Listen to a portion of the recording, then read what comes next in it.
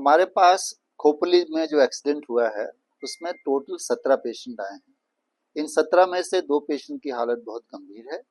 एक को बहुत सीवियर हेड इंजरी है, ये लेडी है, उसको वेंटिलेटर पे डाला हुआ है और दूसरे पेशेंट को सर्वाइकल स्पाइन में फ्रैक्चर है। इसके अलावा जो 15 पेशेंट्स हैं वो खतरे से बाहर हैं।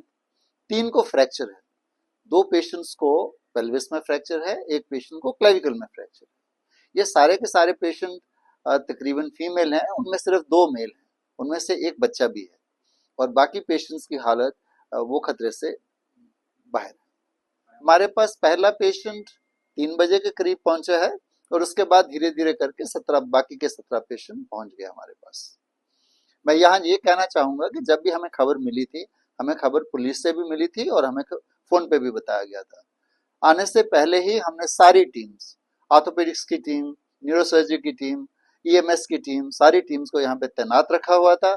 सभी पेशेंट्स को आते ही तुरंत सही से सही ट्रीटमेंट दिया गया, चाहे उनको एक्सरे की जरूरत थी, सीटी स्कैन की जरूरत थी या और किसी इन्वेस्टिगेशन की जरूरत थी, सब कर दिया गया और सबको बहुत बढ़िया से ट्रीटमेंट किया। जो हेड इंजरी है उसकी कंडीशन तो बहुत गंभीर है, उसके बारे में अभी बताना बहुत मुश्किल है। मैं सिर्फ इतना कह सकता हूं कि वो खतरे से खाली नहीं है और बहुत गंभीर है। दूसरा जो सर्वाइकल स्पाइन का फ्रैक्चर है वो धीरे धीरे रिकवर होने का उसका चांस है। बाकी पेशेंट जो फ्रैक्चर पेल्विस के हैं या फ्रैक्चर क्लेविकल हैं वो उनका धीरे धीरे ठीक हो जाएंगे, वो खतरे से बाहर हो जाएंगे कुछ देर के बाद।